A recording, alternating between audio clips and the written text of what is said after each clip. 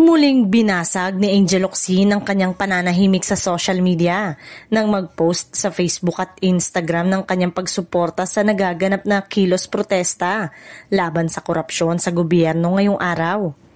Huling nagparamdam sa social media si Angel nang mag-post ito sa Instagram bilang pagsuporta sa kanyang stepson na si Joaquin Arce noong July ng taong ito. Bagong pasok sa showbiz si Joaquin na anak naman ng mister ni Angel na si Niall Arce sa nauna nitong nakarelasyon. Sa Facebook account ni Angel ay nagpost siya ng mensahe ng pakikiisa. Makiisa sa ating mga kababayan, sama-sama tayong tumindig at labanan ng korupsyon, saad ni Angel. Kasama sa post ang larawan niya kung saan nakasuot siya ng black t-shirt na may mensaheng "Stop flooding us with corruption." Samantala, sa Instagram, mas mahaba ang post ni Angel. Dito ay nanalangin siya na sana ay magkaroon ng lakas ang mga nagpoprotesta.